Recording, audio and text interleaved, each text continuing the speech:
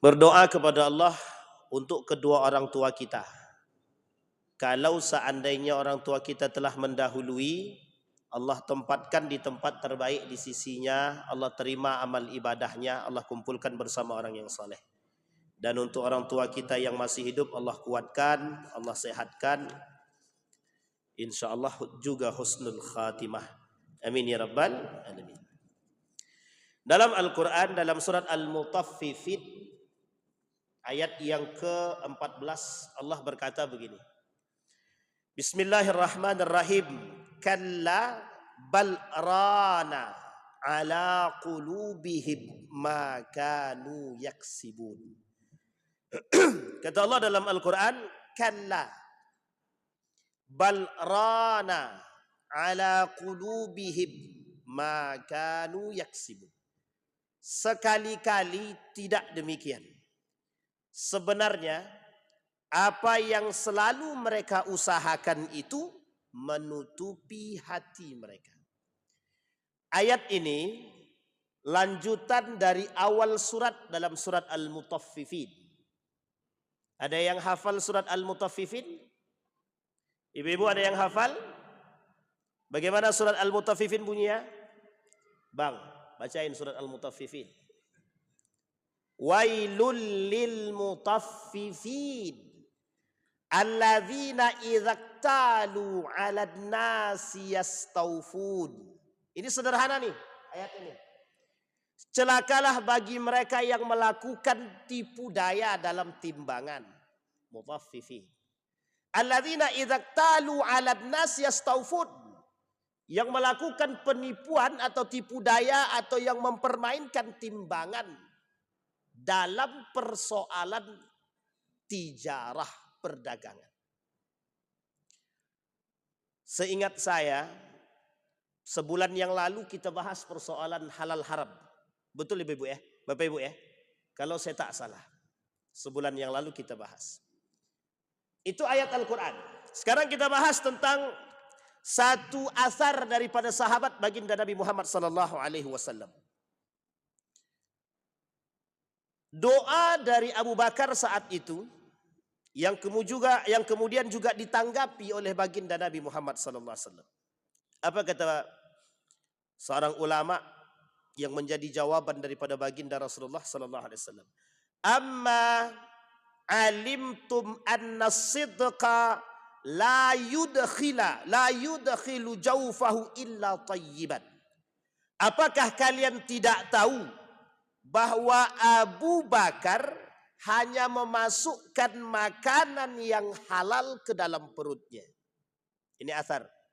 Dalil asar itu bisa jadi hadis yang disampaikan oleh para sahabat tapi sifatnya mauquf. Mauquf itu hadisnya sampai pada sahabat tapi tak sampai sama Nabi. Cuma kata para ulama, kalau sampai kepada para sahabat, apa yang dilakukan oleh para sahabat itu mesti juga diiyakan oleh Nabi. Karena sahabat itu tidak melakukan sesuatu di luar daripada kesepakatan dan kesepahaman baginda Nabi Muhammad sallallahu alaihi wasallam. Baik Bapak Ibu sekalian yang berbahagia.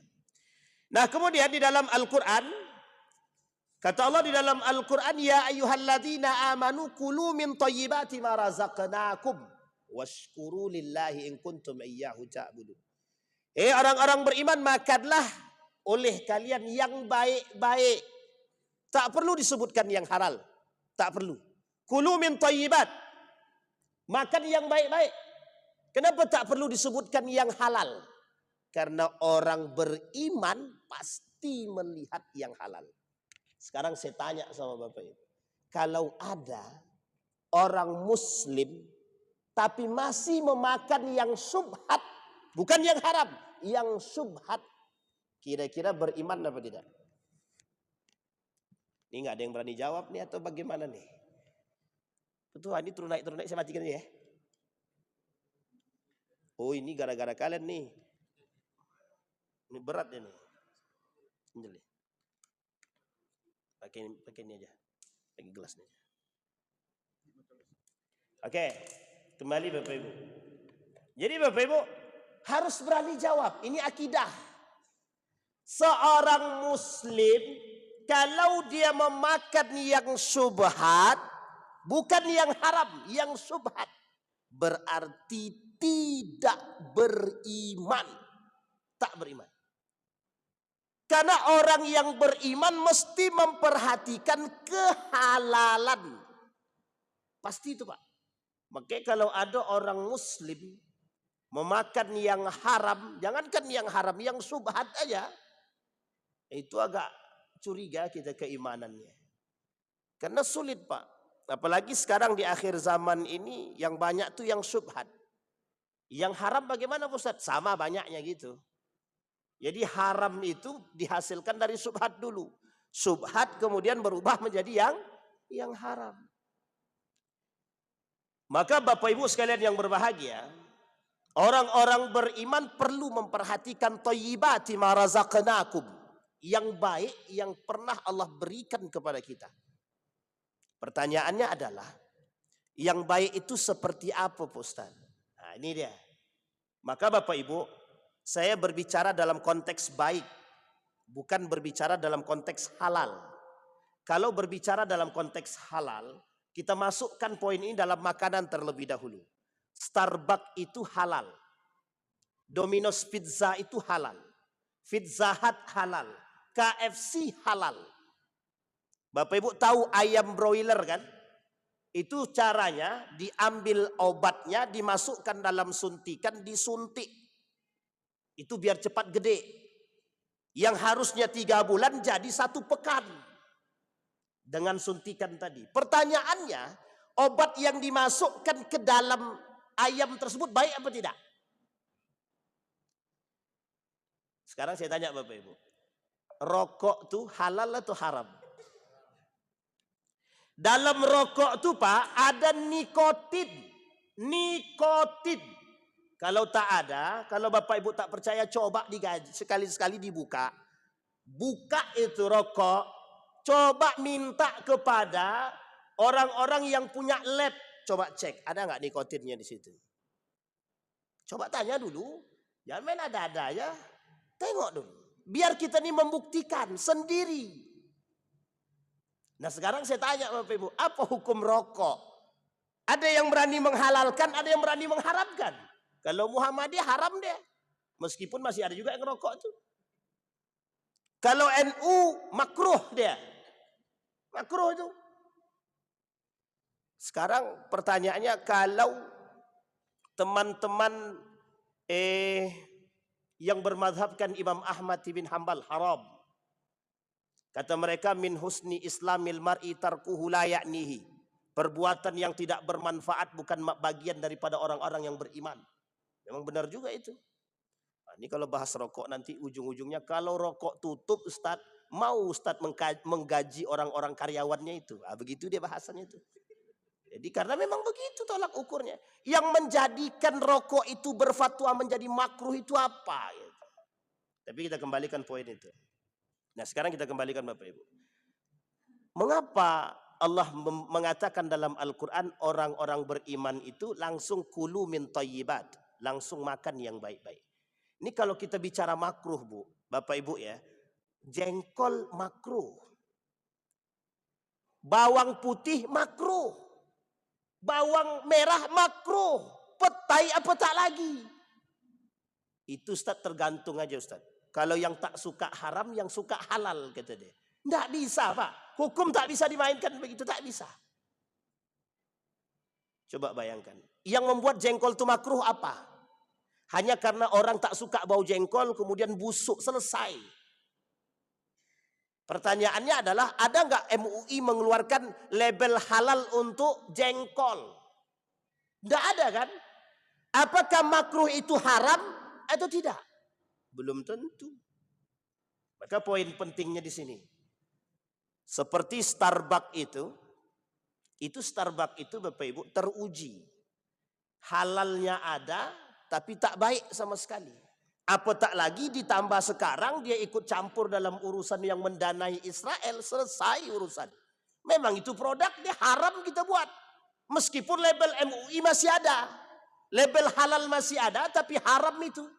Sudah diharamkan oleh MUI itu. Bisa dipahami Bapak Ibu ya. Jadi ada makanan-makanan yang kita konsumsi sekarang itu tidak baik tapi berlabelkan halal. Nah, contoh makanan-makanan yang sifatnya sasetan. Itu boleh tanyalah sama dokter itu. Pak dokter, Bu dokter, makanan sasetan ini sehat enggak? Tidak sehat. Bahkan ada makanan marshmallow itu yang terindikasi yang ada campuran minyak babi yang dikonsumsi oleh umat muslim. Saya pernah sampaikan di sini, kalau tak salah ya di sini. Ada sekitar 160 lebih seekor babi menghasilkan 160 produk. Itu babi. 160 produk. Termasuk peluru yang dihasilkan dari tulang babi. Nah, coba bayangkan. Jadi serius itu babi itu. Jadi banyak makanan-makanan yang sekarang ini yang diberikan kepada umat muslim itu yang terindikasi dengan minyak babi sebagai penyedap rasa. Satu. Yang kedua, apakah makanan-makanan yang ada campurannya kimia sebagai bahan pengawetnya baik apa tidak baik? Tidak baik, tapi ada label halalnya. Ada. Semua makanan sasetan yang kita temukan, yang ada diperjualbelikan di supermarket, Indomaret, Alfamart, dan mat-mat yang lain itu, ada label halalnya. Pertanyaannya kembali, baik apa tak baik? Kita ambil contoh Yupi, makanan anak-anak yang saat ini disukai oleh anak-anak. Tapi ternyata Pak, kami tanya kepada dokter, baik enggak makanan seperti ini? Ini enggak baik sama sekali Pak Ustaz. Sama sekali tidak ada baiknya. Pertanyaan kita kembali Pak, mengapa orang zaman sekarang tidak suka dengan ubi rebus, pisang rebus, dan semua yang direbus? Jadi kadang-kadang kita perlu memang mentelaah perkataan Megawati. Yang kata dia, pokoknya semua rebus saja sekarang. Katanya. Ternyata betul itu Pak. Perlu juga kita amati kadang-kadang. Mengapa generasi sekarang tidak suka dengan yang rebus-rebus? Yang disukanya adalah apa namanya itu? Dunkin Donut. Apa lagi? Fried chicken. Ya itulah pokoknya. Ada Britok. Tahu Bapak Ibu roti Britok? Ini bukan dalam promosi ya. Britok itu tidak ada label halalnya itu. Britok itu tidak ada label halalnya. Lah kalau sudah tahu tidak ada label halalnya, kenapa masih konsumsi? Itu tidak beriman makanya. Hati-hati Pak. Nah sekarang saya kutip seorang Profesor Dr. Hani, seorang Rektor Universitas Tazkiyah Bogor. Beliau fokus pada halal haram, termasuk peneliti kehalalan dan keharaman satu produk. Apa kata beliau? Kecenderungan orang beriman bukan pada kehalalan, tapi pada baik atau tidak baiknya makanan yang dikonsumsi. Itu satu. Kita masih fokus pada makanan, belum fokus pada yang lain. Makanya Bapak Ibu sekarang lahir kosmetik halal haram. Kosmetik yang halal. Ada ya kosmetik halal ya. Ada namanya, ini kalau disebut produk, enggak apa-apa kan? Wardah misalkan. Kaf. Besok ada namanya kain sarung halal. Tidak hanya itu, semua label halal.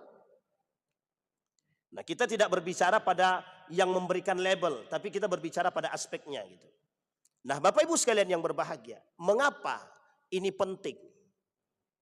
Karena menunjukkan identitas seorang muslim. Identitas.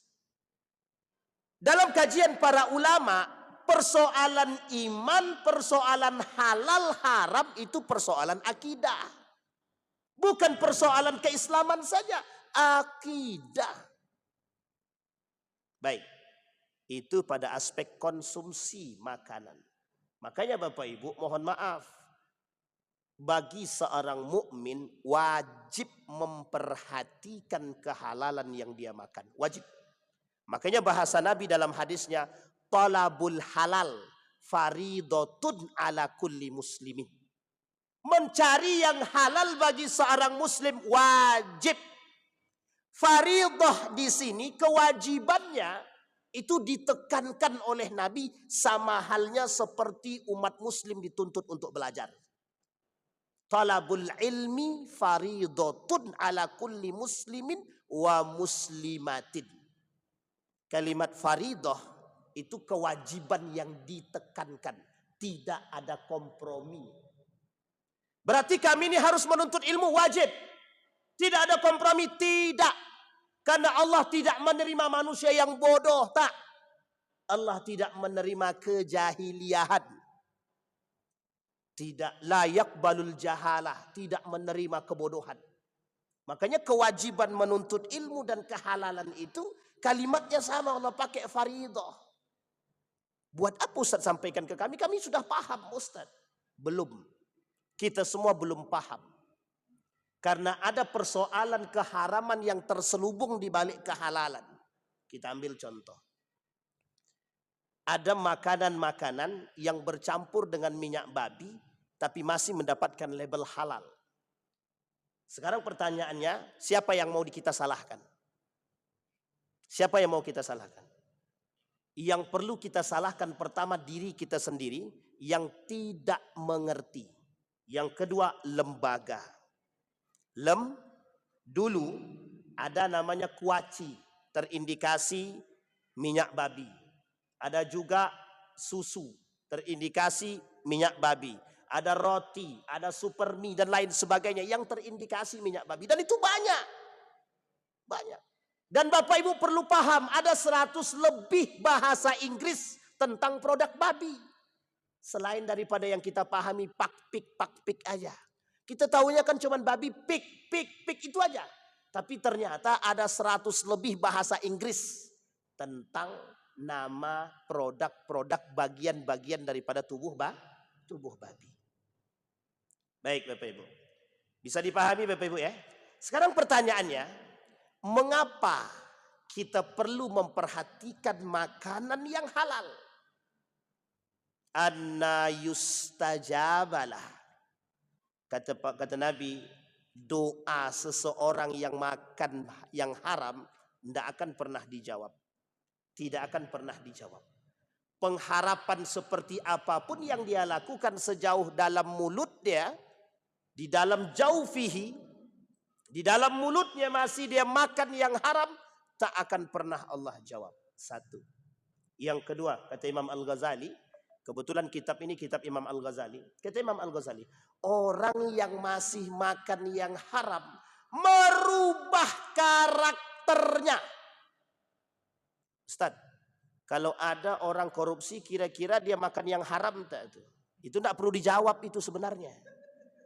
Tidak perlu kita jawab. Kenapa tak perlu kita jawab? Saya tanya Bapak Ibu, kenapa kita nggak perlu jawab? Lah jelas yang dihasilkan yang haram. Yang dia makan yang haram apa yang halal? Tergantung. Kalau hasil korupsinya tidak untuk itu, tak untuk dikonsumsi ya tak mungkin tak makan. Tapi kan cara mendapatkannya tetap haram. Nanti kita berbicara tentang cara mendapatkannya. Kita bicara dulu pada aspek itu. Jadi Bapak Ibu sekalian yang berbahagia, di akhir zaman kata Nabi, itu halal haram itu bukan poin utama. Poin utama kata Nabi di akhir zaman perut. Apa poin utamanya Bapak Ibu? Sampai Nabi bilang dalam hadisnya itu, kata Nabi tidak akan terjadi hari kiamat sampai kata Nabi himmatuhum butunuhum. Tidak akan terjadi hari kiamat kata Nabi sampai poin utama setiap manusia, tujuan hidup mereka butunuhum, perut mereka. Wa qiblatuhum nisa'uhum, kiblat mereka perempuan. Wa dinuhum dananiruhum, adapun agama mereka adalah uang. Agama mereka apa? Ini kalau kita kaji lagi lebih panjang, banyak yang sakit kepala. Bukan hanya sakit hati tapi sakit kepala, banyak sekali. Karena banyak yang tersinggung, pelaku. Yang tersinggung adalah pelaku. Kenapa Ustaz harus sampaikan? Kalau tak disampaikan tak ada yang mau tahu. Nah justru kita perlu memberikan pengetahuan ini kepada kita semua biar kita tak terjebak dalam perbuatan yang salah. Sedangkan yang sudah disampaikan aja masih banyak yang terjebak, apalagi yang tidak disampaikan. Ada orang yang mengutamakan hal-hal demikian. Kata Nabi, himmatuhum butunuhum. Di akhir zaman kata Nabi, mereka tidak memperhatikan halal haram. La ya'tiyanna 'alan nasi zamanun la yubali bima akhadha minal halal am minal haram. Di akhir zaman mereka tidak lagi memperhatikan yang mereka ambil, yang mereka makan, yang mereka pegang. Halal ataupun haram mereka tak perhatikan. Yang penting ada dan bisa memenuhi kebutuhan. Pertanyaan saya sederhana, Pak. Apa pertanyaannya? Mukminkah orang seperti itu atau tidak? Maka saya katakan dari awal, orang yang tidak memperhatikan kehalalan makanan, maka dia bukan orang beriman. Bukan orang beriman. Makanya mohon maaf, orang yang mendapatkan atau mencari harta dengan cara yang subhat ataupun yang haram, bukan orang beriman. Apalagi ada orang yang tidak takut dengan yang haram dan yang subhat, bukan orang beriman. Apatah lagi orang yang mengingkari keharaman dan kesubhatan sesuatu. Kalau dia mengingkari, kafir dia. Kalau dia tidak mau, tidak punya, atau dia acuh dia terhadap kehalalan keharaman, berarti dia tidak beriman. Kalau dia tidak mau tahu, sama, dan lain sebagainya. Tapi kalau dia mengingkari keharaman dan kehalalan di dalam Al-Quran, kafir dia. Kafir. Contohnya babi haram. Dia kata tak haram, berarti kafir dia. Sekarang saya tanya Bapak Ibu, anjing haram enggak? Anjing haram enggak? Haram diapakan dulu? Dimakan. Kalau dipelihara boleh enggak? Nah, jangan main tahu boleh-boleh aja, fatwa baru kita nih. Nah, baik Bapak Ibu, kasus anjing kapan-kapan kita bahas ya. Ada hukum terikat dengan anjing yang ikhtilafnya para ulama jauh besar. Dan itu perlu dipahami. Biar kacamata kita nih kadang-kadang terbuka juga. Perlu juga kita memahami sesuatu yang memang mohon maaf, dalam benak kita punya doktrin yang dalam terkait keharaman sesuatu. Termasuk persoalan anjing. Disepakati oleh para ulama, anjing itu haram untuk dikonsumsi. Selesai. Tapi yang lain ikhtilaf. Oke Bapak Ibu ya. Yang lain ikhtilaf. Baik. Sekarang Bapak Ibu. Jenis serta sumber harta halal dan haram. Dalam pandangan Imam Al-Ghazali, haram itu yang pertama, haram karena bendanya. Yang kedua, haram karena zatnya. Yang ketiga, haram karena dua-duanya. Kita ambil contoh. Haram karena bendanya. Apa contohnya haram karena bendanya? Babi itu sudah jelas haram itu. Karena bendanya, iya bendanya memang haram. Narkoba haram. Tapi Ustaz, narkoba itu tak ada masuk dalam Al-Quran. Allah tak sebutkan dalam Al-Quran, hurrima alaikumur narkoba. Tak ada. Memang Allah tak sebut. Tapi Allah sebutkan di dalam Al-Quran, apa yang Allah sebutkan? Yang memabukkan. Innamal khamru wal maisir rijsun min amalis syaitan fajtanibuhu. Ganja, narkoba, apa lagi? Ekstasi, cepat apa lagi? Apa? Nikotin, atau apa lagi? Sabu-sabu, apa? Putau, bodrek. Bodrek bisa juga sih. Ganja sudah, apa? Komik kok lebih hafal pula dia. Curiga nih. Apa lagi? Tua. Susu fermentasi yang menghasilkan apa namanya? Bukan susu difermentasikan jadi yogurt yang difermentasikan yang memiliki gas yang tinggi, haram. Bisa memabukkan. Nira juga sama yang menghasilkan, kalau nira yang apa ya? Yang tingkat gasnya yang ketinggian yang diharamkan. Apalagi semua binatang buas haram. Termasuk tubuh manusia juga haram. Sumanto dia makan tubuh manusia itu haram. Baik, semua binatang buas haram. Ada pertanyaan, Ustadz, kalau kelinci bagaimana? Sekarang saya tanya Bapak Ibu, kelinci itu halal apa haram? Bingung semua jawabnya kan? Ada namanya sate kelinci. Ada namanya sate kuda. Kalau sate biawak dan buaya jelas haramnya. Tapi kalau kuda sama kelinci, Bapak Ibu kalau besok yang berangkat ke Solo, naik ke atas Karanganyar banyak jualan tuh. Jualan sate kuda namanya. Kalau sate tikus bagaimana Ustaz? Itu jelas haramnya. Tak perlu dipertanyakan. Nah, yang perlu dipertanyakan kelinci. Kata para ulama kelinci itu tak masuk dalam yang diharamkan. Tak masuk. Maka dibenarkan sate kelinci boleh. Tapi kuda bagaimana Ustaz? Tak masuk dalam yang dikatakan sebagai binatang buas. Maka ikhtilaf para ulama. Ada yang mengatakan tidak boleh dimakan. Ada yang mengatakan boleh dikonsumsi. Sampai di sini paham Bapak Ibu ya? Sehingga makanya ada orang yang jual sate kuda. Karena katanya kuda itu disamakan seperti dengan sapi. Seperti sapi. Dia tak masuk dalam kategori binatang buas. Tapi dia masuk sejenis dengan binatang ternak seperti kerbau, sapi. Sehingga ada yang mengatakan boleh dikonsumsi. Baik. Apa contoh yang lain? Keharaman satu barang yang sifatnya fisik. Barang makanan yang bercampur dengan babi, minyak babi, dan semua yang bercampur dengan barang-barang yang diharamkan. Contoh, kalau ada makanan yang bercampur dengan minyak babi, otomatis menjadi haram. Seperti dulu ada namanya kuaci. Kuaci dulu bercampur minyak babi, haram dia. Ini disebut dengan haram dalam kategori yang sifat bendanya. Baik. Sekarang pertanyaannya adalah asal semua bahan makanan di muka bumi ini berasal dari apa Ustaz? Berasal dari 3 hal, 3 bahan dasar kata Imam Al-Ghazali. 1 mineral seperti garam, tanah dan sejenis. Yang kedua tumbuh-tumbuhan dan hewan. Asalnya. Tapi bisa menjadi perhatian keharaman jika muncul dalil yang mengharamkan. Tapi kalau tak ada dalil yang mengharamkan bagaimana Ustaz? Kalau tidak ada dalil yang mengharamkan, dilihat pengkiasannya. Contoh anjing. Anjing itu tidak ada dalil keharaman makanan. Karena dia binatang hayawanul muftaris, maka digandenglah dengan binatang-binatang buas lainnya. Sampai di sini paham ya? Maka otomatis serigala. Serigala, anjing dan sejenis itu dikaitkan dengan hayawanul muftaris.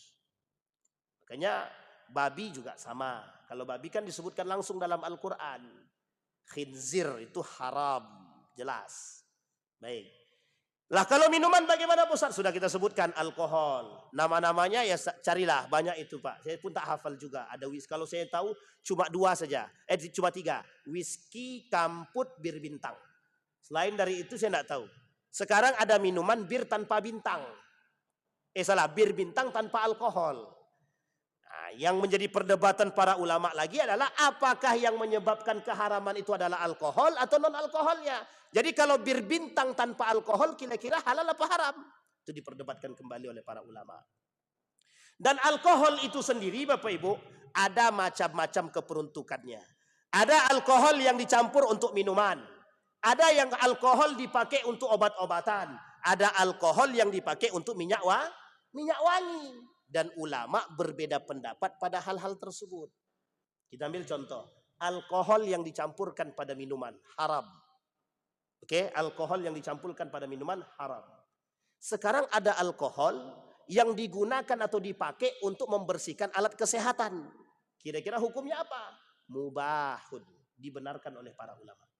Terus bagaimana dengan alkohol yang dipakai untuk minyak wangi? Di sini ulama ikhtilaf, terjadi perbedaan pendapat. Maka Bapak Ibu kata Yusuf Al-Qardawi, kalau alkohol yang dipakai tidak sampai 0,5 atau batas akhirnya 0,5, maka boleh dipakai untuk sholat. Tapi kalau sudah lebih tinggi alkoholnya maka nggak boleh pakai untuk sholat. Nah, ini poin penting. Sekarang saya tanya Bapak Ibu, yang tadi pakai alkohol, yang pakai minyak wangi yang ada alkoholnya untuk sholat siapa? Adakah? sudah dicek atau belum? Nah, dan ini ikhtilaf. Makanya sebagian ulama mengatakan seperti Yusuf Al-Qardawi, kalau alkohol yang bercampur dengan minyak itu tergantung pada kadar tingkat alkoholnya. Kalau alkoholnya rendah dalam batas standar pemakaiannya maka dibenarkan. Karena Bapak Ibu mohon maaf, alkohol ini dalam poinnya minyak wangi itu bersandar pada apa? Pada pekerjaan. Bagaimana orang yang jual minyak wangi yang ada alkoholnya, haram apa tak haram? Kalau alkohol dihakimi haram, maka penjual minyak wangi haram. Kalau disandarkan kepada keharaman, makanya ikhtilaf para ulama. Bisa dipahami Bapak Ibu ya? Pada poin ini, yang lain tetap keharaman, yang lain tetap. Baik, sekarang Bapak Ibu, barang yang dihasilkan, cara menghasilkan barang dengan cara yang halal atau yang haram. Kita tak bicara pada yang halal, tapi kita bicara pada yang haram. Cara-cara menghasilkan pendapatan dengan cara yang haram. Satu, pemaksaan. Sekarang saya tanya Bapak Ibu, ada enggak orang jualan yang memaksa untuk kita membeli? Kalau ada orang jualan barang, dia paksa kita untuk membeli, yang dia dapat haram. Yang dia dapat haram. Yang kedua, menipu. Saya coba angkat yang jualan. Kalau ada orang yang jualan, yang menutupi, dia tutupi keburukan barang produk yang dia jual, maka dia menipu. Hukumnya haram. Hukumnya apa Bapak Ibu? Al-aslu fil mu'amalah al-ibaha hatta dallat dalil ala ibahatiha, ala tahrimiha. Hukum asal muamalah itu mubah sampai ada dalil yang membolehkan. Pertanyaannya, apa saja yang dibolehkan? Persoalan muamalah ini Bapak Ibu bisa menjadi haram dalam 4 aspek. Satu, ada unsur gharar. Apa itu gharar?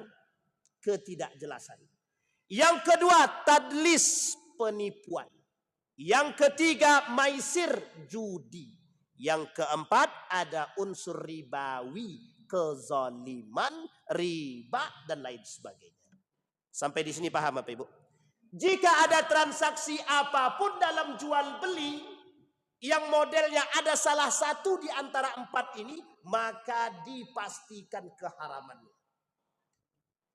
Dipastikan kezalimannya. Contoh, Bapak Ibu jual beli barang tadi, tapi Bapak Ibu sembunyikan cacatnya. Ustadz, tapi kalau cacatnya kami tampakkan, Ustadz, tidak ada yang mau beli. Kalaupun ada yang mau beli, mesti minta harganya yang rendah. Pertanyaan saya adalah, Anda mau makan hasil sedikit, untung sedikit tapi berkah, atau untung yang banyak tapi masuk neraka? Tinggal pilih aja. Tinggal pilih aja. Bapak Ibu, maka Allah sebut dalam Al-Quran, ahallallahu al-bai' wa harrama riba. Allah halalkan jual beli, Allah haramkan riba. Makna riba di sini, sebagian ulama bilang ada unsur kezaliman. Yang paling banyak transaksi kezaliman itu ada dalam transaksi jual beli. Hari ini transaksi jual belinya online.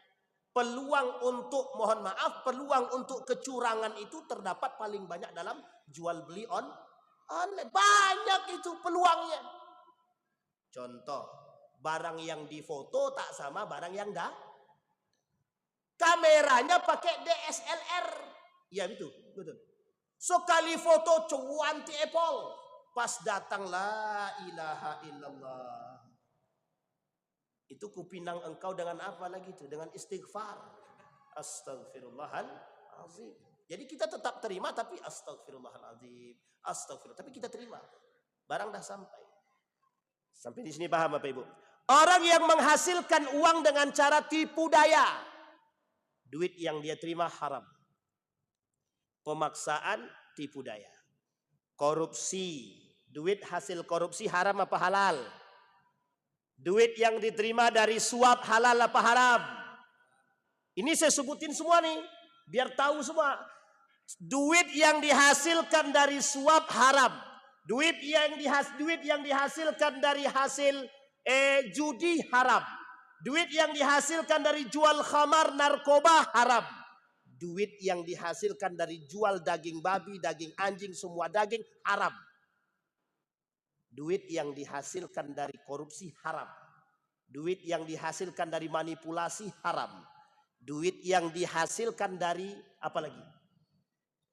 Sogok sama suap itu haram. Tak ada lagi itu, haram semua. Ustaz, kami hanya memoto barang orang. Kemudian kami jual, Ustaz. Ini kita ambil contoh Bapak Ibu. Ada barang di Pejeng. Bapak Ibu datang jalan ke pasar. Sampai di pasar Bapak Ibu foto. Cekrek. Bapak Ibu jualkan di apa namanya? PJPU, terserahlah apa namanya. Bapak Ibu jual di situ. 200.000, 200.000. Orang yang punya barang ini tidak tahu Bapak Ibu foto barang tersebut. Bapak Ibu sudah jualan. Kalau bahasa lainnya itu apa? Reseller tapi tak jelas. Ya. Bapak Ibu, duit yang Bapak Ibu hasilkan atau keuntungan dari hasil yang Bapak Ibu hasilkan haram. Karena Bapak Ibu memoto barang orang tanpa izin. Bapak Ibu mengambil barang orang tanpa izin. Hukumnya haram. Cara mengambilnya haram, setelah dijual keuntungannya juga haram. Ustadz, nah ini sekarang ada pertanyaan. Bagaimana dengan orang yang mohon maaf, Gojek. Yang dititipkan, mohon maaf Gojek, ini kami titipkan jual minuman khamar kepada si fulan. Nah, gimana caranya Bapak Ibu? Itu hukumnya gimana itu? Ini Dokter Mawardi harus jawab ini. Dokter Mawardi yang pakar-pakar fikih muamalah kita ini wajib jawab. Karena ini kontemporer ini masalahnya Pak. Ini poin penting Pak. Karena dulu pernah seorang Gojek bertanya, Ustadz, saya mau tanya, apa itu? Saya Ustadz, setiap malam, hampir tiap malam Ustadz. Saya tahu perempuan itu tukang prostitusi Ustadz. Cuma dia titipkan sama saya, dia selalu beli makanan lewat saya Ustadz. Nah duit yang saya terima itu duit hasil prostitusi Ustadz. Gimana itu Ustadz? Yang bisa jawab silahkan boleh pulang duluan. Bapak Ibu, kalau kita tahu keharaman barang itu dan kita tahu pelakunya itu adalah pelaku perbuatan yang haram, maka lebih baik kita tolak dan tidak kita terima. Itu lebih baik. Tapi Pak Ustadz, kalau kami tolak Pak Ustadz, rating kami langsung turun Pak Ustadz, merusak pekerjaan kami. Maka bertaubatlah kepada Allah. Bertaubatlah. Kata Imam Malik, kalau sudah berkaitan dengan hajat tak ada masalah. Tapi kalau kita masih dalam kondisi kelapangan, maka tolaklah. Contoh, di samping rumah prostitusi ada jualan makanan. Sementara ibu yang jual makanan itu tahu kalau perempuan ini adalah pelaku prostitusi. Selesai itu duit yang dihasilkan ibu itu tahu. Dan dia beli makan di warung ibu itu bagaimana Pak Ustadz? Saya bilang kalau ibu mau mengikhlaskan lebih baik ibu bagi. Biar yang masuk ke perut dia itu bukan yang haram semua. Paling tidak ada yang halal dari hasil sedekah ibu, saya bilang. Tapi kalau seandainya dia beli dan kita tahu, kita terima. Kita yang terlibat dalam keharaman itu. Terlibat dalam keharaman. Bapak Ibu, yang ingin saya sampaikan. Tak bisa bercampur yang halal dengan yang haram. Tak bisa. Dan jangan dicampur. Tak bisa. Tadi siang ada yang bertanya begini. Ustadz, kami kan pensiunan. Gaji kami ini masuk ke bank konvensional. Pas kami narik gaji, di situ tertulis Ustadz, gaji sekian, bunga sekian, kemudian pajak sekian.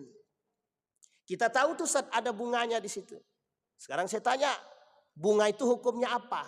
Majelis Ulama Indonesia mengatakan haram. Bunga bank itu haram. Itu MUI yang bilang. Dan disepakati oleh ulama-ulama sebagian besar. Keharaman daripada bunga bank. Kami sedekahkan kepada anak yatim Pak Ustadz. Bagaimana pandangan Pak Ustadz? Saya jawab, ibu mau tidak makan yang haram? Tidak mau Ustaz. Lah kalau Anda tidak mau makan yang haram kok dikasih ke orang suruh makan yang haram? Itu kan kacau itu. Makanya Bapak Ibu kata para ulama, duit yang dihasilkan dari yang haram jangan digunakan untuk urusan keagamaan. Nah, nanti kita bahas di poin selanjutnya itu Bapak Ibu, duit hasil pemberian pemerintah. Nah ini tapi bahaya juga nih. Nah, kapan-kapan kita bahas Bapak Ibu ya. Sampai di sini dulu. 3 poin menghasilkan pendapatan. 1 memaksa, menipu, yang kemudian yang ketiga itu dengan cara yang tidak baik. Insya Allah kita lanjutkan di pertemuan yang akan datang. Mudah-mudahan apa yang kita sampaikan ini menjadi pengingat dan keberhati-hatian kita dalam menerima. Sebelum saya tutup, ada yang namanya Nusaibah binti Ka'ab, perempuan pejuang sejati, sebagai seorang wanita yang Nabi sebut dalam hadisnya sebagai satu perempuan ibarat 1000 laki-laki. Kita cari tahu siapa Nusaibah ini.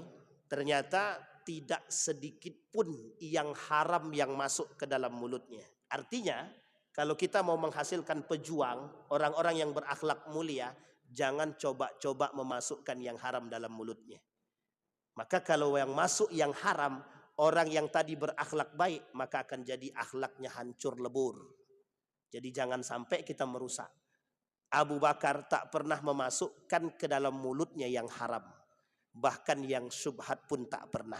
Apalagi yang haram. Bapak Ibu, nanti kita sampaikan di akhir, kalau sudah akhir buku ini, ada caranya bertobat dari pendapatan yang haram. Mudah-mudahan bermanfaat bagi kita semua. Fa'tabiru ya ulil absar la'allakum tuflihun. Assalamualaikum warahmatullahi wabarakatuh.